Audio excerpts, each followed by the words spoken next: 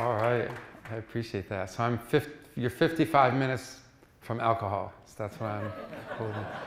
First, thank you again. I just want to take a moment to acknowledge this beautiful space. So this was someone's vision.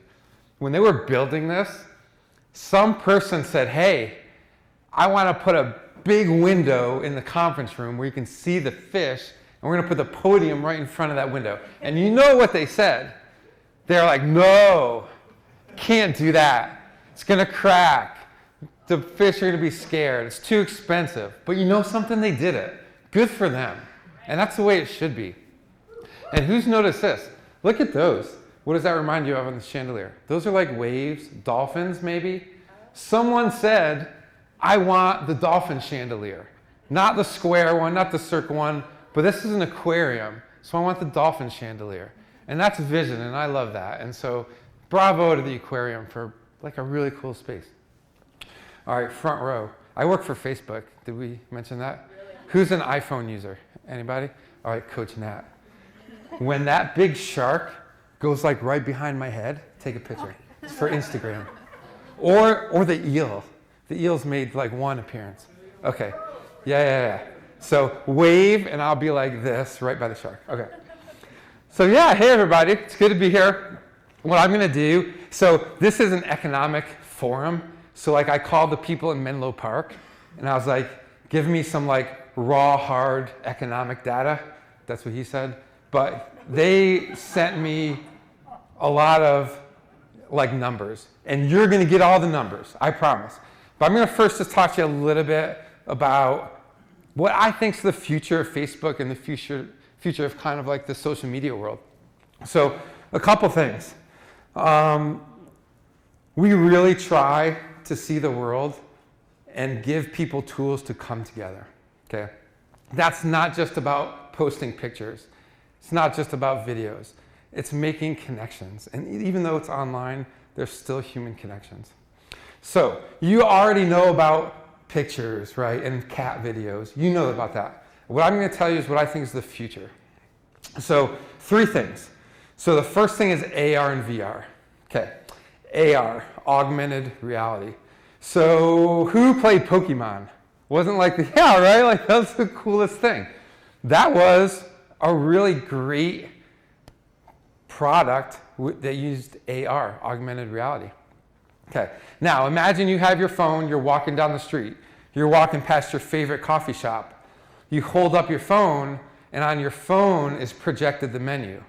And then that coffee shop can then send you a coupon because it knows you're close by. And it said, hey, if you come and get a cup of coffee, we'll give you a discount. And you see all that as augmented reality on your phone.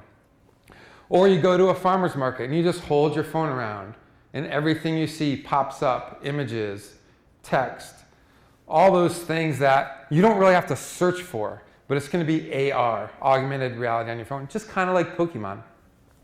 So that's one way. We're already seeing that. The second way is VR, virtual reality. So we're really proud of this. We have a product called Oculus. So I went into an Oculus meeting the other day, and we brought together people from all around the world. And I kind of looked to my left.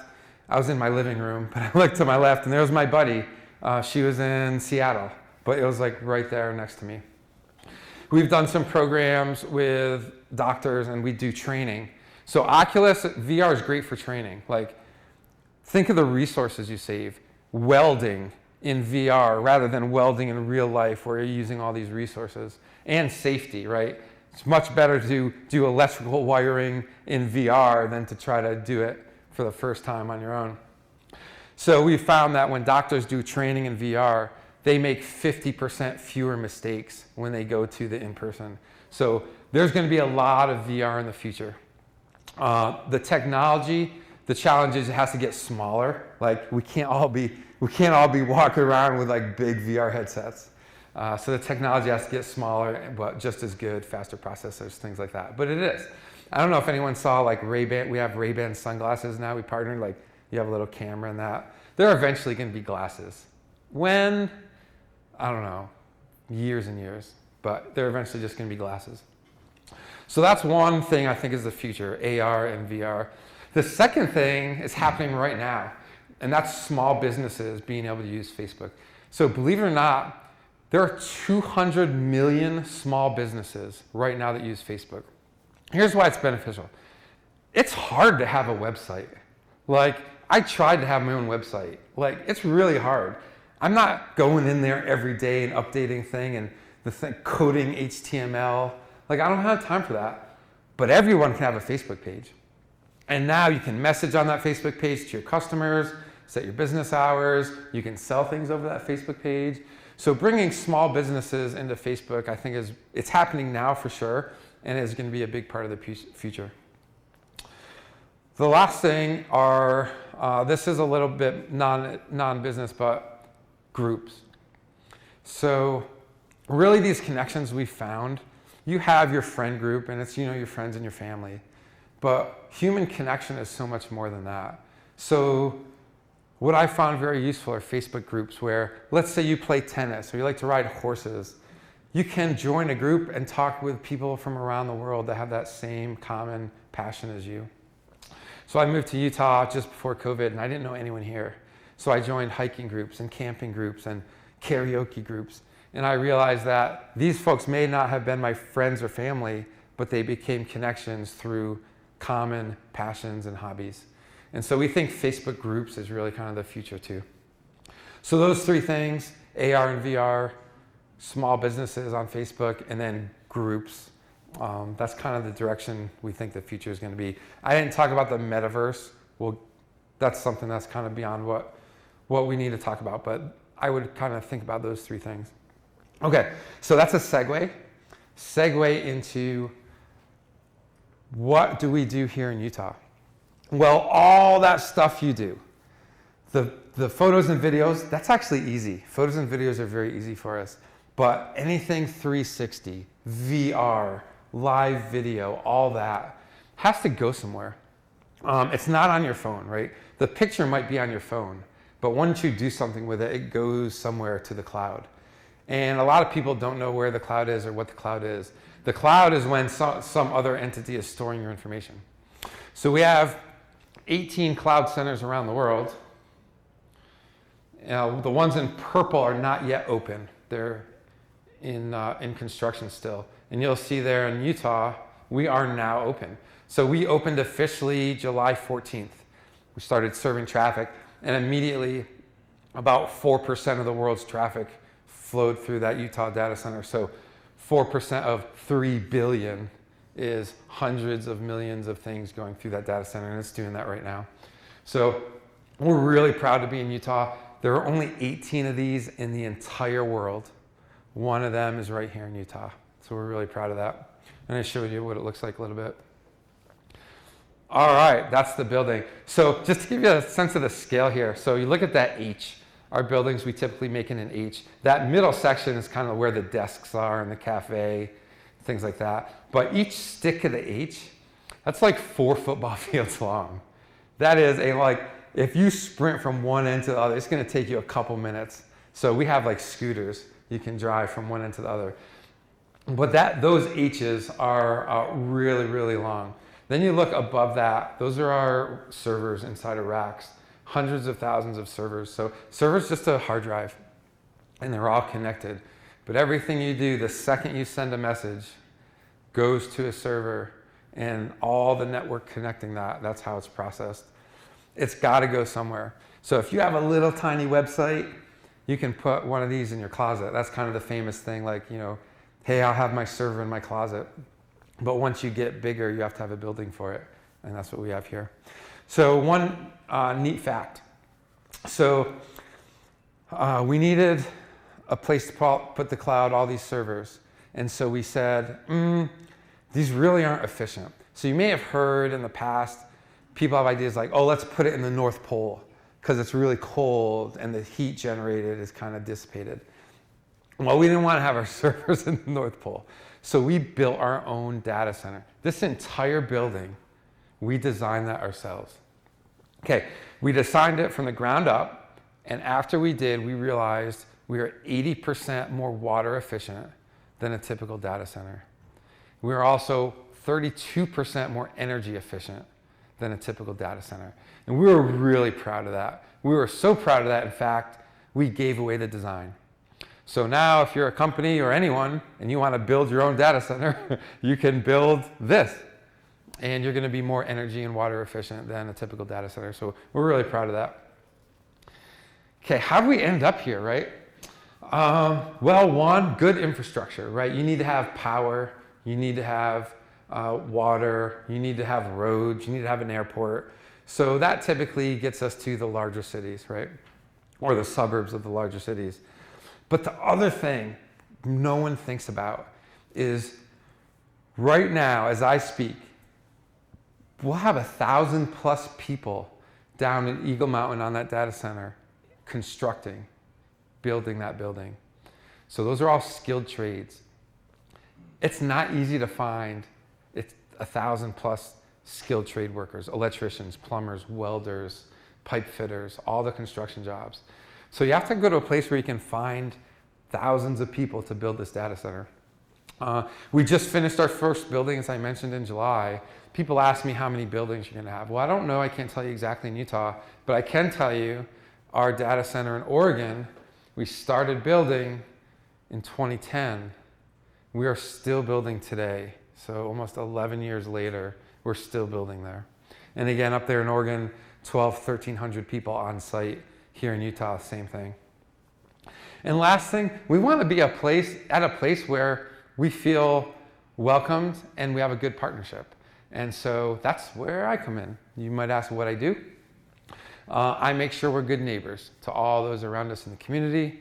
A lot of work with schools, nonprofits, Tabitha's Way, the Alpine School District, great set of nonprofits we work with, and then small businesses, but really making sure we're good neighbors. And I have to give credit to Facebook, the company, for thinking of this. Like they said, hey, we have a big presence in Utah where we have traffic going in and out, we have kids going to schools. We should have someone that makes sure we're being a good neighbor. And that's how they found me. All right. Yeah, thanks. I appreciate it. Okay. All right, this is an economic kind of place, so I'm going to give you the numbers here. If these are too boring, just tell me. I can kind of go past them, but they're kind of big numbers. So we're at about $1 billion, and we're continuing. So when you say $1 billion in investment, that's everything. That's people, that's the servers, that's a lot of construction in there. And we've announced a grand total of a full campus, which is 6 buildings. We just finished the first building. So we're going to be here for a while. At peak, up to 1,500 construction workers. That does not even include the Facebook people that actually operate the network. That's just construction. A lot of construction. I was in New Mexico and the mayor came over and they were building an airport extension similar to Salt Lake City. He said, hey, William, you need to slow down because you're taking all my electricians. I can't build the airport. So I used to go to schools and talk to kids and it was always like, go to college, go to college, go to college. Well, I still want them to go to college, but you don't have to. You can be an electrician, you can make 6 figures in your 20s if you're really good and do it and do it long enough. So those skilled trade jobs are really good. And then that 200 number, that's like managing the network. It's also managing the building and things like that. Okay. One thing we're super, super proud of, and I really can't even emphasize this enough, Facebook supports 60% of the solar power in the entire state of Utah.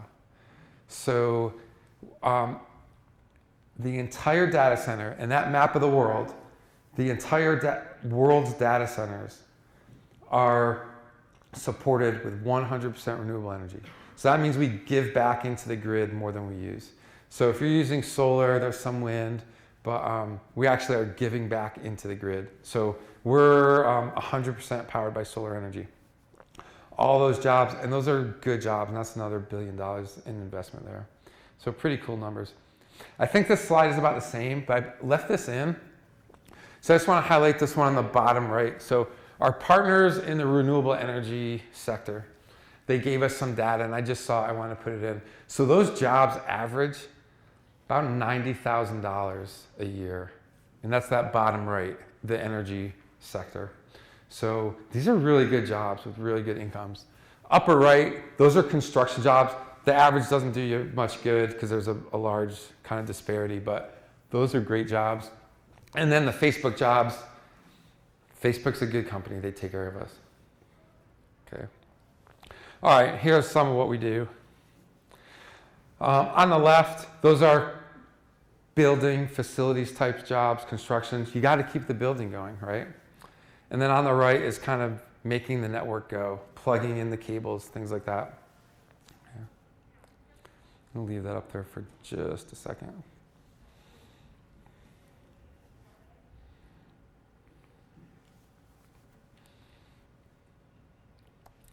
We'll skip that one.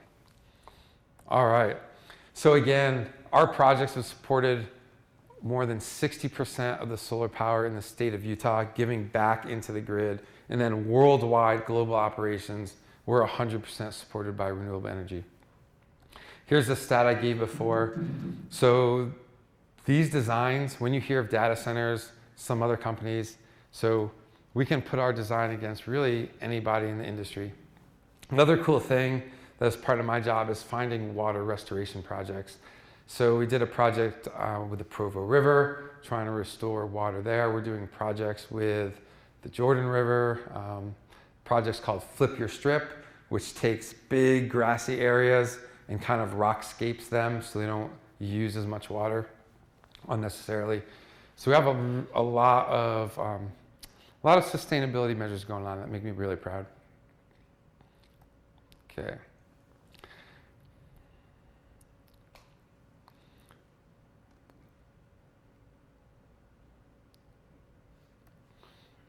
There's the Provo River.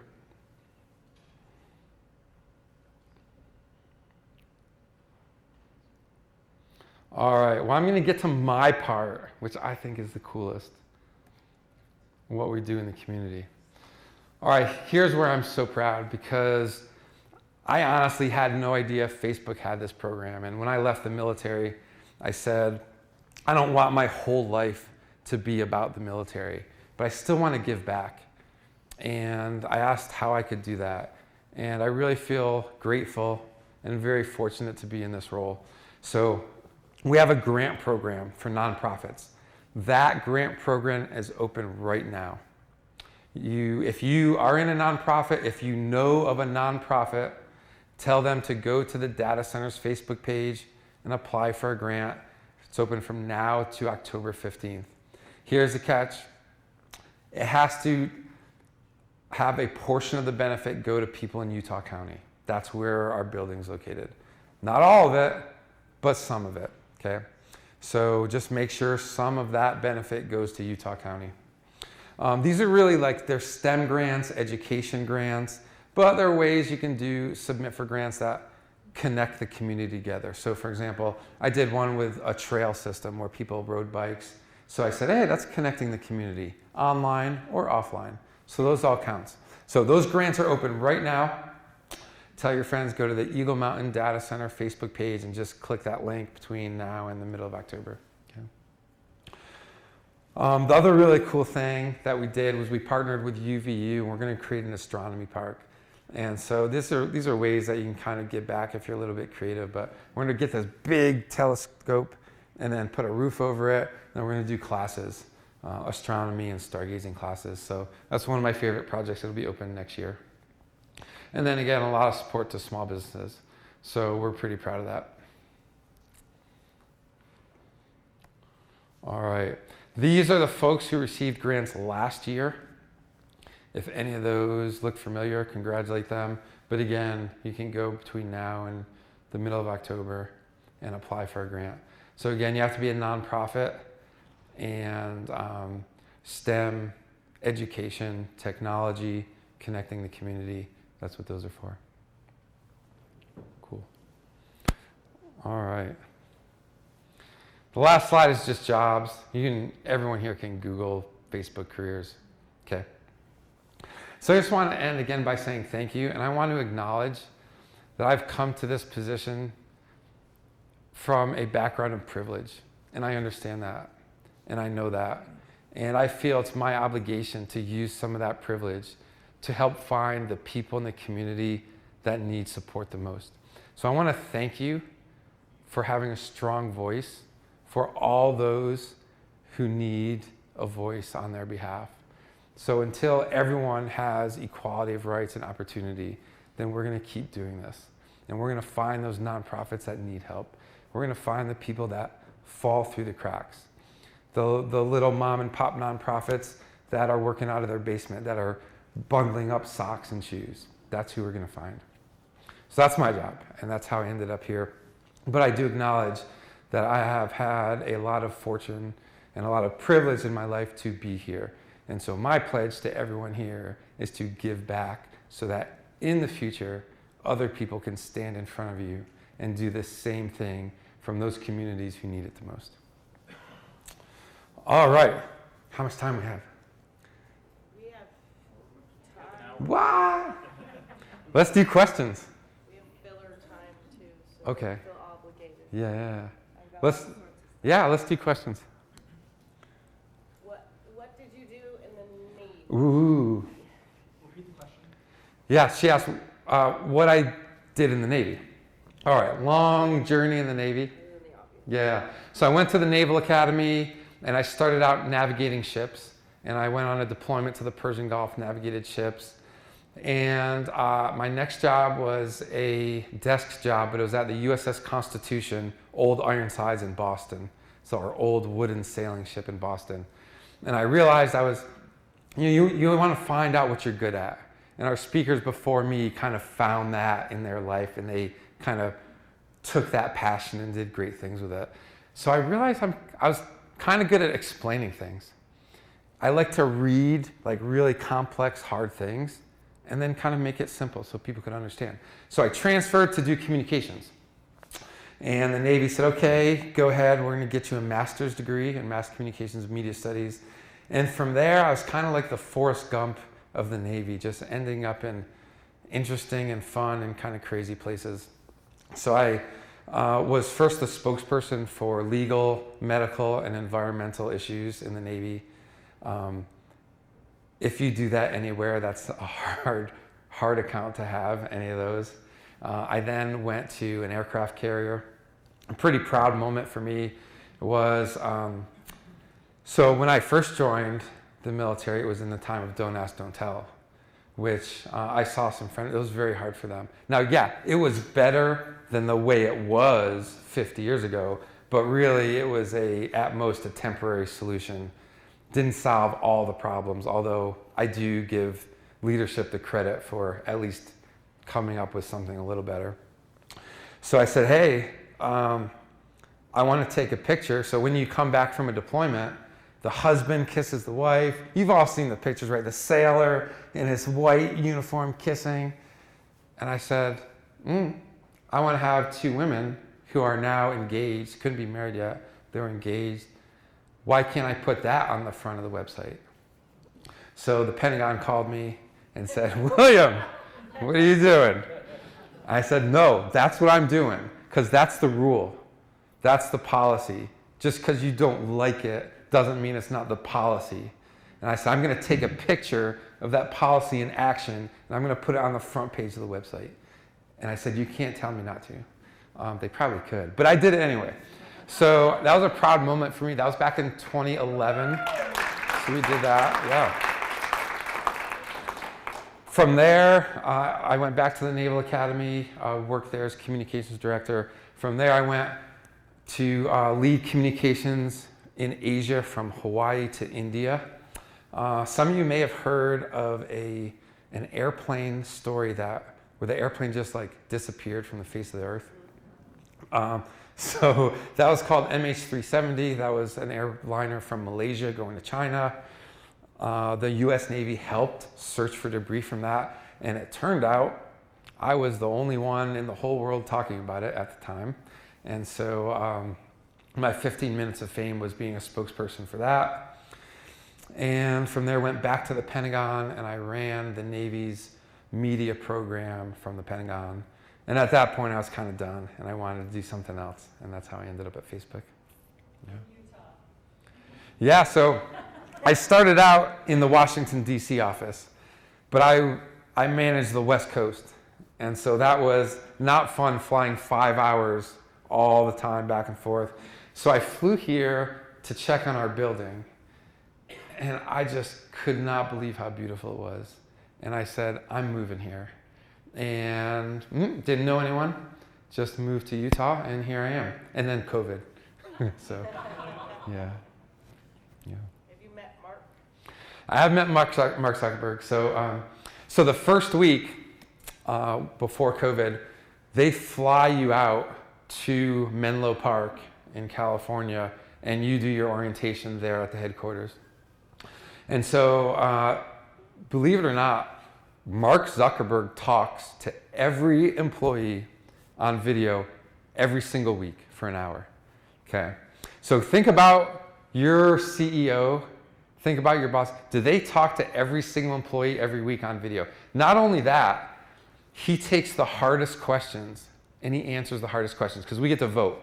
And the highest votes go to the top, and he answers the 5 hardest questions that people want to hear.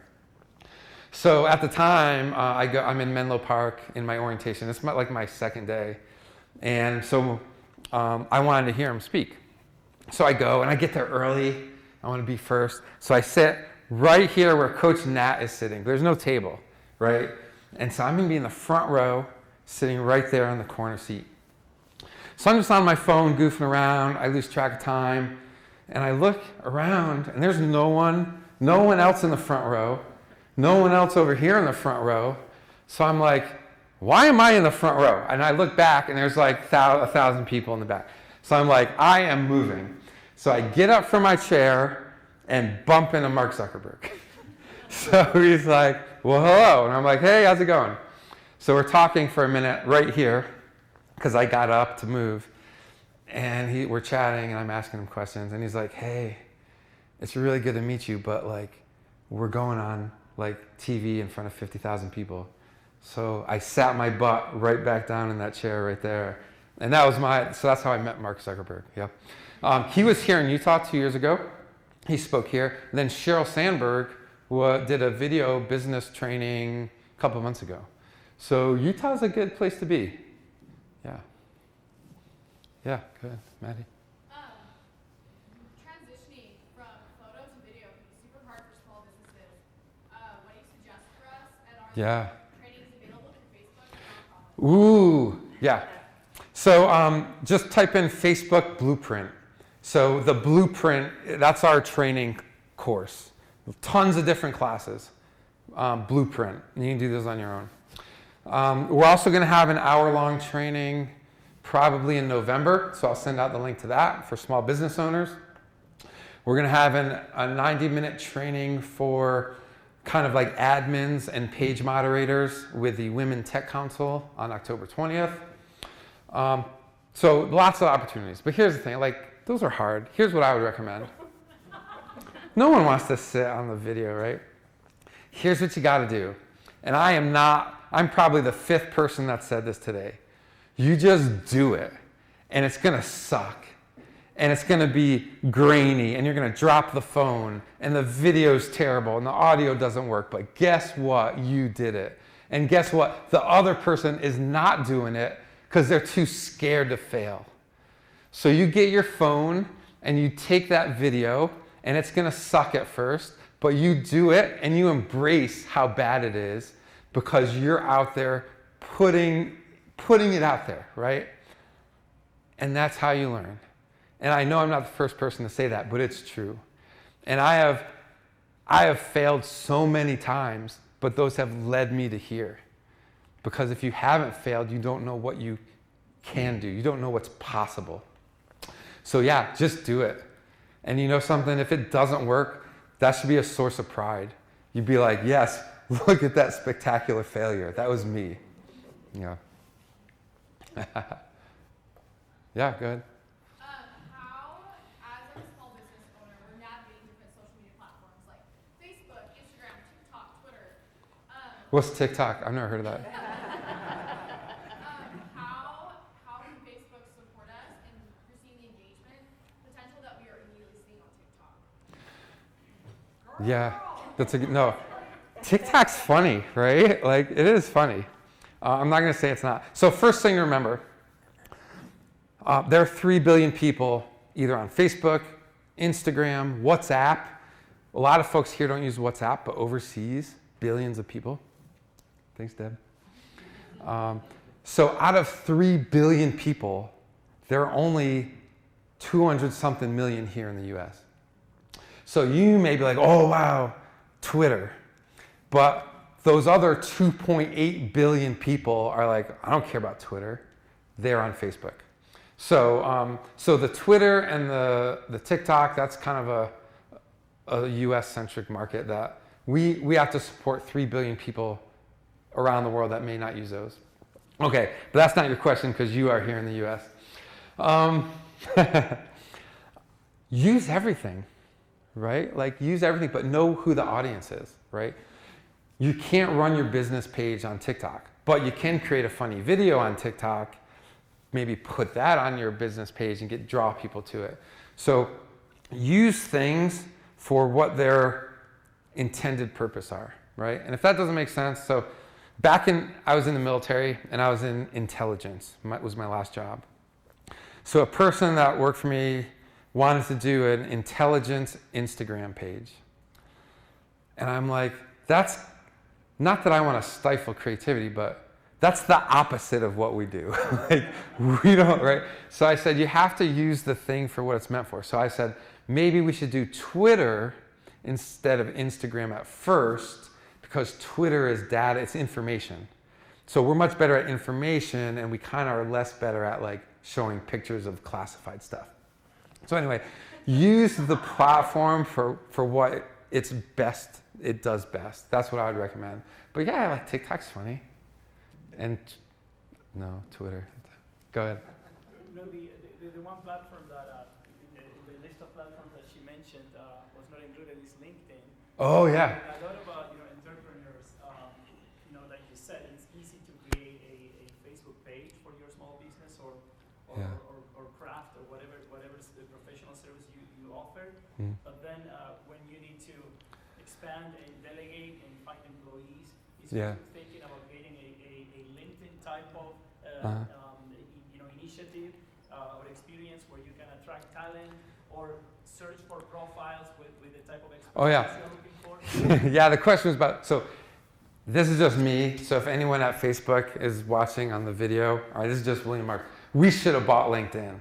Like, man, if we had LinkedIn, how powerful would that be? So you probably don't know this. Facebook, the company, has its own Facebook. Okay, what do I mean? I have my Facebook page, William Marks. I also have a Facebook that is William Marks the Worker that I use at work that doesn't have cat pictures on it or anything like that. So Facebook has its own thing called Workplace, where we do things like that. So we have that. A lot of companies use that, Walmart, Starbucks. But man, if we had LinkedIn, how cool would that be? I love LinkedIn. So when I was searching for jobs, I did all my networking through LinkedIn. And so I'll offer to the group. I do a lot of training for interviews, resumes, job applications. It's usually veteran training and mentoring. But I'll offer that to the group if you'd like it. So I teach you how to do LinkedIn, your profile, how to connect on LinkedIn, how to apply for a job the right way, trying to get a referral, and then how to make your resume good. And then the last thing I teach is how to do interviews, because that is a whole skill on its own. But I love LinkedIn. Absolutely, be on LinkedIn. I don't think it's great for connecting to customers, right? Like, so, when I want to get my car detailed, I will go to Facebook or Google, not as much LinkedIn. But man, LinkedIn is good for employee engagement. Yeah. Yes, please. As a small business owner, what's the process locally to get my business in the door with Facebook? Yeah, glad you asked. So everything we do, it's not just for Utah, it's for everywhere. So we have a special program for diversity suppliers. So type in, it's like just Google Facebook diversity supplier. Gets you to a web portal. You enter your data. You are now in. So you can sell things in Utah, but you also can sell things anywhere where you can reach. And that is a special portal for diversity suppliers. So you just Google that. It should be the first thing you come up to. So yeah. Let me clarify. Mhm. So for example, so I work for Granite Office Supplies. Here Mhm. is a local business. Yeah. Just like Amazon, right? But we're the local, right? Yeah. So we deliver same day, do all these things locally for companies here in Utah County and Salt Lake County. Yeah. How do I get Facebook to use us to be your Yeah. supplier? So that when you think at this center, when you think, oh, I need a pen, you go to graniteoffice.com. Sure. Okay. I used to work in San Francisco and have Facebook as my client, and we used to have to go through Mercer, so the consultant firm. So the Gotcha. question is, how do we bid for us to get in the door? Yeah. Like, do I call you tomorrow and say, hey, I want you to start ordering from me? Yeah, I got you. Because that's really bottom line Okay. here, right? I want Yeah. you as my client. Is that what drew you in? Not my charming good looks? Okay. So the first thing, you still need to go into that portal and register. You need to be in the portal. It's a vendor portal. Okay. Second thing, if you are local to Utah and you want to sell something in Utah, find me on LinkedIn and I will connect you. Yes, we need kombucha, cleaning supplies, That's how I see it. I think the great thing pens, about pencils. this Yeah. right here is that you're getting us Yeah. all together to see how do we like help each other, right? Yeah. Because locally we're all trying to do the same thing, but really Facebook is huge in that I remember when I won Facebook as a client 4 years ago, then I had all these other companies follow because they're like, oh, Harold, you got Facebook.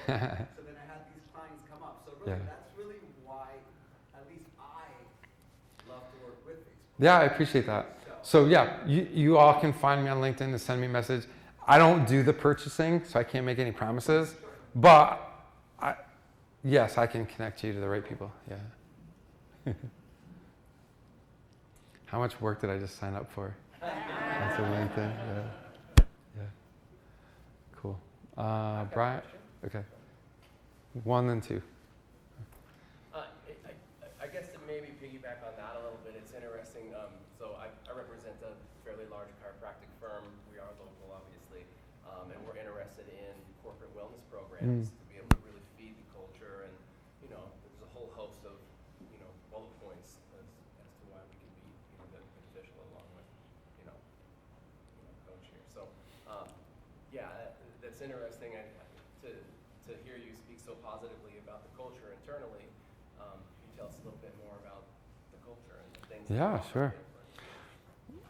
This is really a great company, and I'm really proud to be part of it. The first thing we do is we give everyone $720 on health and wellness. And you can do massages, you can do kayaking, you can do boxing. You can even there are a lot of apps nowadays where you can kind of do therapy and counseling on apps. So that's a possibility. I used mine, I think 2 years ago on a bike, so it's pretty neat. There are places that they say, hey, we'll bring in a massage therapist, chiropractor, and the employee can kind of sign up for that if they want. So like you would be on site for 4 hours and people could sign up if they want that. So I've seen that before. This is a tough time because no one's really in this. There are no visitors or anything like that. But next year, hopefully things will get better and we can have people come in more. So that is a possibility. But in a general sense, the culture here's what keeps me at Facebook. And I truly do think when we make decisions, so Mark Zuckerberg, Sheryl Sandberg, they try to do the right thing. I really, truly believe that in my heart. Now, we all know things don't always go right. We are criticized by the far right. We are criticized by the far left, right? Things don't always go perfectly. But when I meet anyone, I try to assume positive intent, okay? I think that's just a good human being thing to do. But I am pretty darn certain when they make decisions, they have positive intent. And you have to realize those decisions are affect 3 billion people. So there's a person here and a person in New York City and a person in Bangladesh that is all have to fall under a similar policy. How do you do that for 3 billion people? So I do believe we are doing the right thing with good, positive intent. The culture is pretty awesome. The most inclusive place I could think of. Great veterans groups, great everything. So it's a good place. They take care of us. Yeah. Brian? So I know this is not your expertise, however, I wanted a little bit more insight from the standpoint of both, between Facebook and Instagram, which you own both platforms, from an e-commerce standpoint, they both kind of do different avenues, but if you're trying to sell online from an e-commerce standpoint, which direction do you think is the better of the two directions to put your focus into to increase sales throughout Ooh, yeah, that's a good one. The question was, would you use between Facebook and Instagram, kind of what platform is better for sales and reaching customers? So again, use the platform for what it's best for. So if you're visual, I would do Instagram. So if you have, I don't know, things that really lend itself to looking visual, where someone can click on it and buy it, right? Okay, I want to buy a painting. I know I want to buy that. I click and I buy it. I would do Instagram. Okay.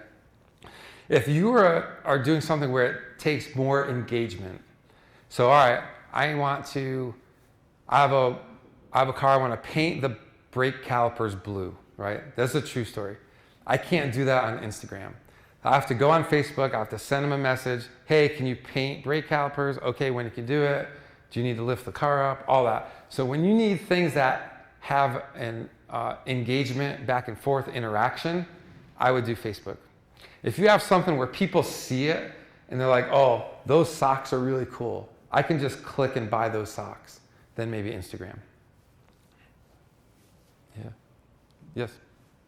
So this may be a little more random question, but when is Facebook going to fix its filters?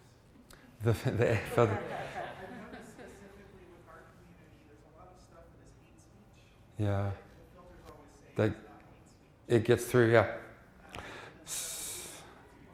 Yeah, so AI gets better every day. So what you probably don't realize is when you have 3 billion people, the first filter and the majority is all AI. So AI is really hard. So I'll give you an example.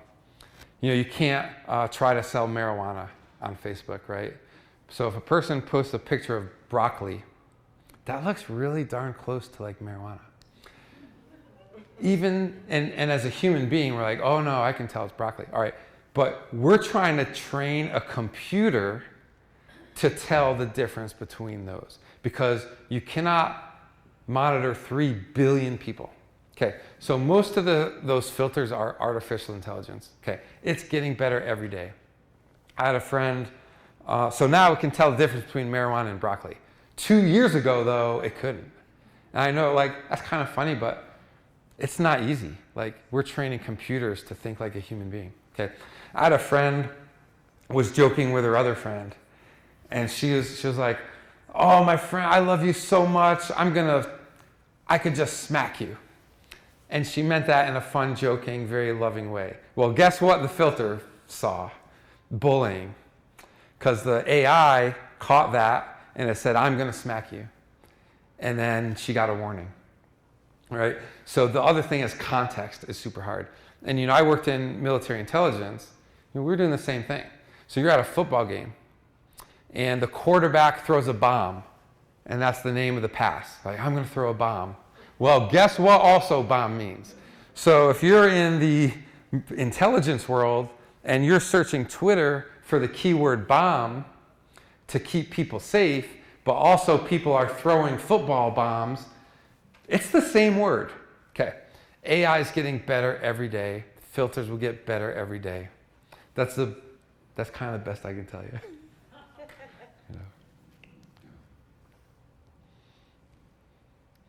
That might be it.